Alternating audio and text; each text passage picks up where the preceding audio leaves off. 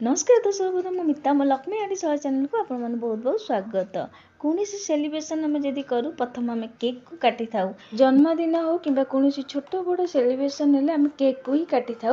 तो आज आम से केक बनइबा से भी कदली रे तो घर को जदि कौन पूजा ओषा बतर अधिका कदली आसी जाए से रही रहीका बंची जाए अधिका पाची जाए रहीकि अधिका समय से पाची जाए पूरा पूरी कला पड़ जाए से भाई कदली कई खाइबा को भल पाती फोपाड़ी दियंती कहीं अधिका पाची जाए भल लगे नहीं।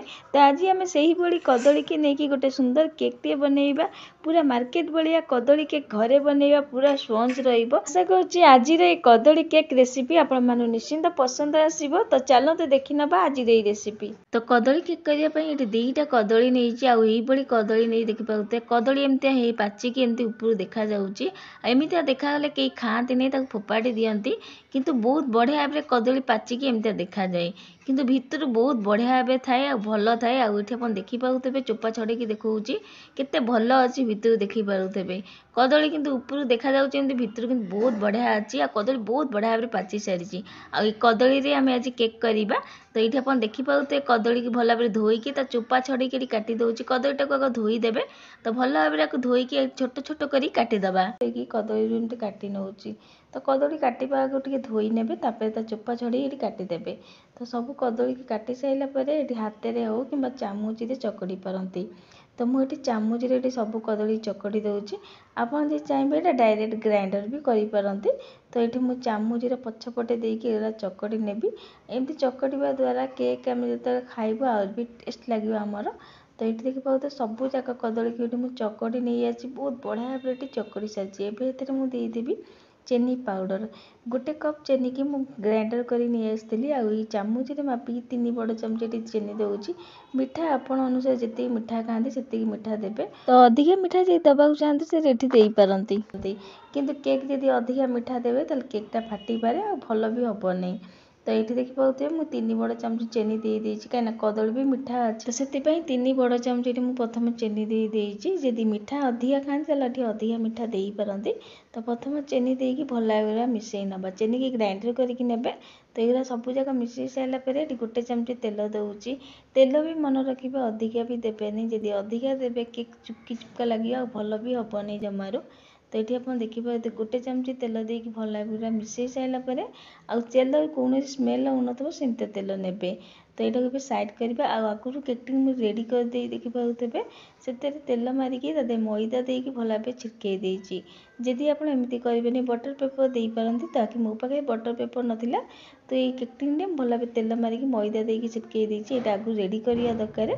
तापर केक आम जो बेक कर सेटा भी ये लुण देकी गोटे स्टाण्ड देकी गरम हवा बसईदबा। तो आगुरी ही केकटी आउ जो आप केकटा बेक करेंगे सब जिनस को आगुरी ही सब रेडी करेंगे जहाँद्वारा केकटा आप भल हम ये दुईटा जिन आगुरी रेडी करदेवे तापर केक्र बैटर बनइबे। तो ये देखिए जो कदली आम चकटिलु से गोटे चिमटा मुझे लुण देदेजी कौन सी मीठा जिनस लुण देवा द्वारा टेस्ट बढ़ी जाए आहरी लुण देकी भल भाव मिसई सारापर ये जाली टे रखीदेजी आउ ये देखो मैदा नहीं गोटे कप मु मैदा नहीं देखिए आ मन रखिए मैदा आप गिना हो कि कप्रे जो जिन पोचिकी पूरा ने ठीक भाव जब मापिकी ने मैदा ताल केकटा बहुत बढ़िया हम आपंकर।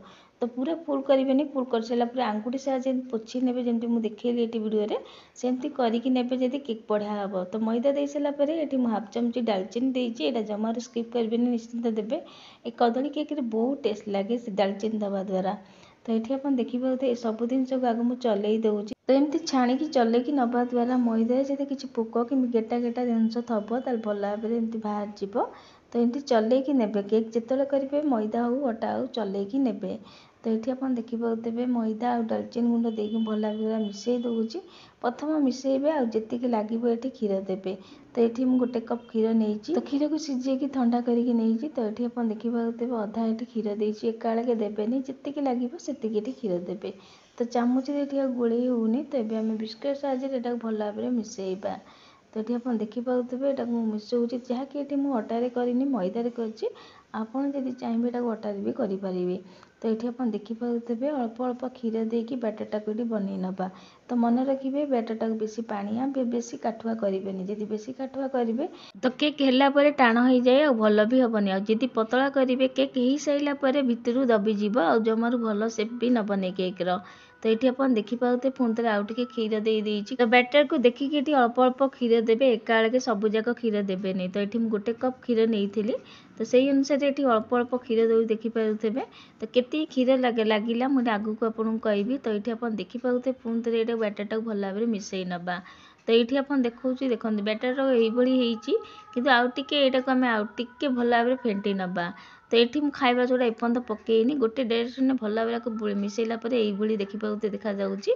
तो ये रखिए एमती ही बैटरटा रखिए बेसी पानिया करेंगे मन रखिए बेसी काठुआ करेंगे। केक बैटर तो ये रेडी हो गला। एवं आम आउ टे टेस्टी करने टूटी फुटी किसी रखी देदे अल्प टे मैदार गोलैकी भल भाव झाड़िकी देदे तापर वैनिला एसेंस दूची। तो ये मुझे चॉकलेट फ्लेवर दूची आप कौन फ्लेवर एसेंस दे पारती।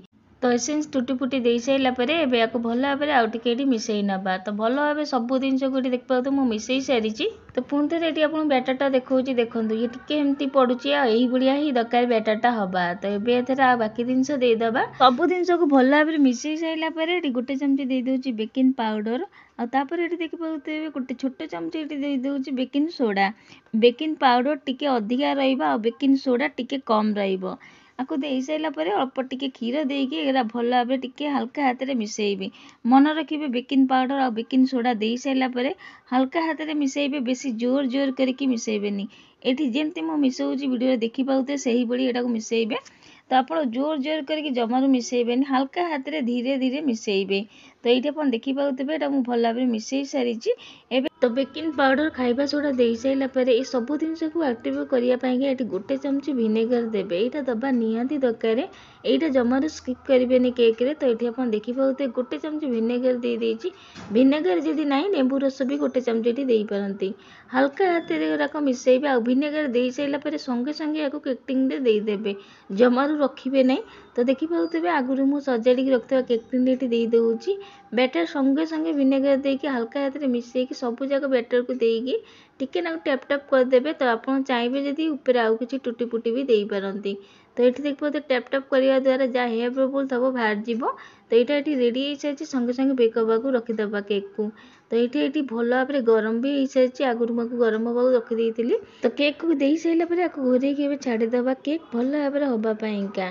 केक जो बंद होती देखी दूसरी देखिए ये चामच मुझे 3 बड़ चमच चीनी नहीं आई कप्रे नहीं मैदा जोटा 250 ग्राम हम ग्राम मापिले।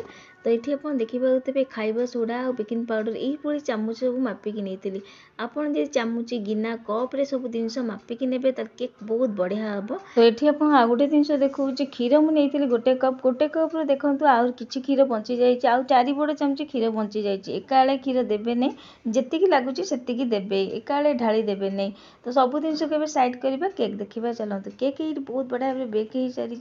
आउट छुरी पूरी गोटे मझीरू चेक करवा कि ना केक ये बहुत बढ़िया भाव हो सारी। तो छुरी रे किसी लगुनि माने केक हो सारी। आउ गोटे कथा साइड रू देखा छाड़गलानी जानवे केक हो सारी।